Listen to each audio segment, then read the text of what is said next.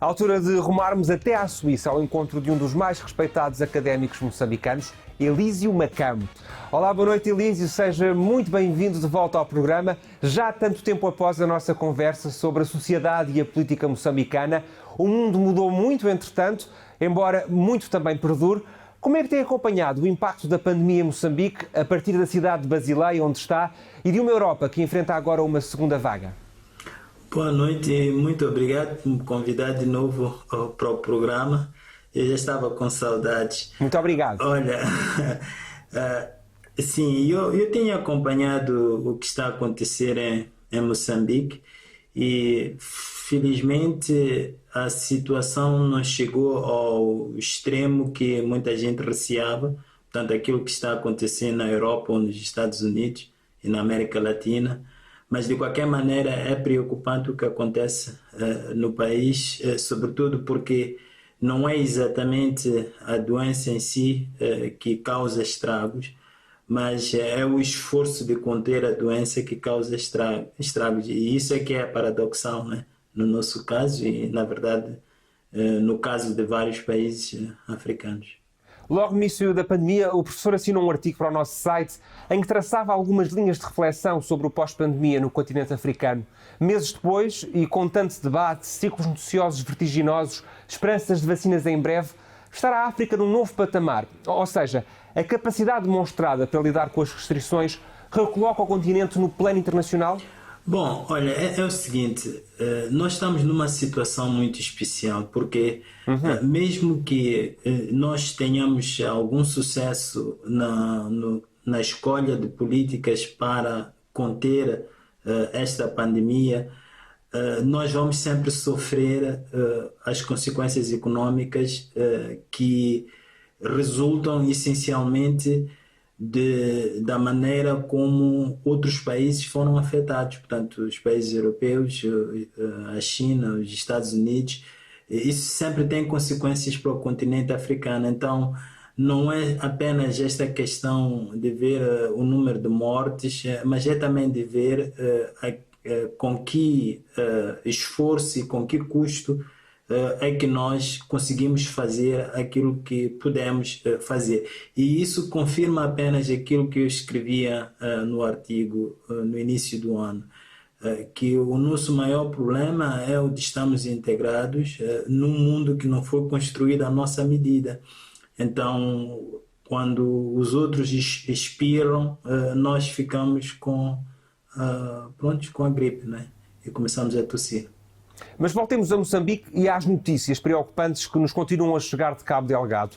3 anos depois dos primeiros ataques, parece haver agora a atenção internacional e apelos à resolução do conflito. É tarde e a más horas. Como é que comenta o tweet do presidente francês e já agora, como é que tem visto a forma como o governo moçambicano tem lidado com esta situação? Bom, são questões ligeiramente diferentes. O presidente francês reage essencialmente como presidente do país de onde vem a multinacional que tem um interesse econômico direto e que está a ser naturalmente gravemente afetado pelo que está a acontecer no país. Então é natural que ele se preocupe e é natural também que ele dê a entender estar interessado em mobilizar a opinião pública internacional para uma intervenção em Moçambique. Naturalmente que isto também faz parte, vamos lá, de um contexto geopolítico mais vasto que tem a ver com toda a necessidade que praticamente todo o mundo tem de se proteger do terrorismo, do chamado terrorismo islâmico. Então isso é um lado. Eu tenho as minhas dúvidas sobre se isso vai de facto chegar a um compromisso internacional para ajudar Moçambique militarmente. Vejo a ajuda internacional mais no campo humanitário. E eu vejo isso dessa maneira pura e simplesmente porque a situação em Moçambique está muito confusa e não acho que os nossos parceiros, a comunidade internacional tivesse a coragem de fazer uma intervenção militar num contexto tão confuso como o moçambicano, infelizmente. E essa confusão tem também a ver com a forma como o nosso governo está a lidar com um conflito que, infelizmente, não inspira muita confiança. Acho que isso é preciso dizer como moçambicano, como patriota, como uma pessoa que está preocupada com a estabilidade do país. Eu devo dizer que o nosso governo não está a fazer a melhor figura em relação a este conflito. E isso a vários níveis. O primeiro nível tem a ver com a total falta de informação da parte do governo. O governo não presta nenhuma informação ao seu próprio país, aos seus próprios eleitores. Desde que esta confusão começou no norte do país, o nosso chefe de Estado nunca se dignou fazer uma comunicação à nação para explicar o que está a acontecer, para explicar o que ele está a fazer, o que pretende fazer e, inclusivamente, para falar das dificuldades que ele tem. Porque uma coisa é certa, um país como Moçambique, com o tipo de dificuldades econômicas e financeiras que nós temos, com a sua própria juventude, sabe, nós ficamos independentes há pouco tempo. Um país nessas circunstâncias, de facto, não tem capacidade para lidar com um assunto desta natureza do nível militar. Vai ser muito difícil portanto, não é sinal, digamos assim, de incompetência não conseguir resolver este problema do ponto de vista militar. Mas é sinal de incompetência não saber comunicar com o país, não saber envolver as pessoas, não conseguir mobilizar as pessoas, ter as pessoas do seu lado para sentirem com o governo a ameaça que paira sobre o país, para sentirem com o governo e para sentirem com os seus compatriotas que estão na região afetada. Sabe, são dezenas de milhares de pessoas que estão deslocadas, que estão fora dos seus lares, locais de residência. Milhares que já foram mortas. Tudo isto aqui precisa de um governo que saiba comunicar com a população para que as pessoas não se sintam abandonadas e para que cada moçambicano sinta que ele próprio ou ela própria está a ser vítima desta agressão. Infelizmente não temos isso. Então esse é um lado político básico.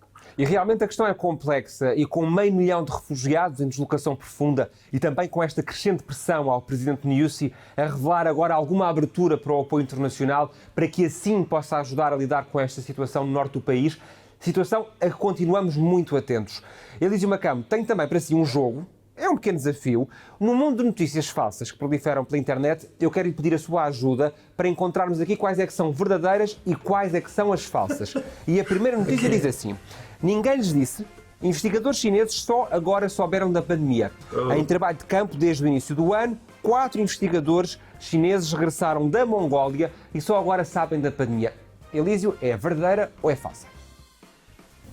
Verdadeira. Será que é verdadeira? A notícia é falsa, mas tem uma base de verdade. São investigadores no Havaí, onde estiveram isolados durante 8 meses e que só agora souberam da pandemia. Ok. Vamos à próxima. Diz assim: sobre rodas, cisne vai ao médico de trotineta. A celebrar o casamento no refúgio de animais, Ariel Córdoba Roja leva o cisne de estimação ao médico usando uma trotineta. Elísio, será verdade ou mentira? Oh, meu Deus. É verdade. Não é verdade, mas a realidade é parecida. É uma nova-iorquina que andou a pé, de carro e de metro para levar um dos cisnes do refúgio animal ao veterinário. Andou lá perto. Vamos então para a próxima e esta diz assim: Peru, quem canta seus males espanta. Na candidatura às presidenciais peruanas, Antero Flores Arroz lançou um tema de reggaeton Gato Fiero. Será verdade ou mentira esta notícia? Eu acho que é verdade. E acha muito bem, é mesmo verdade. Okay. Vamos então à última e diz este título: escândalo, Trump e Bolsonaro têm herdeiro e está proibido. Candidato Donald Trump, Bolsonaro, foi impedido pela Justiça Eleitoral de se candidatar à Câmara de Brusque, em Santa Catarina. O nome do pseudo-candidato é João Santana e das dezenas de Bolsonaros que conseguiram concorrer, só mesmo Carlos Bolsonaro, o filho do presidente, foi eleito. É verdade ou será mentira? Verdade. É verdade, sim senhor, muitíssimo bem. Está mais do que superado este desafio. Elísio, muito obrigado por ter estado connosco esta noite, onde foram aqui dados importantes à letras sobre a situação em Moçambique. É uma situação que nos diz a todos, enquanto seres humanos, e cuja responsabilidade passa pela nossa atenção. Deixe-me dar-lhe aqui um abraço enorme até Basileia. Foi um gosto conversar consigo. O prazer foi todo meu. Obrigado. Muito obrigado por ter estado connosco esta noite. Bom,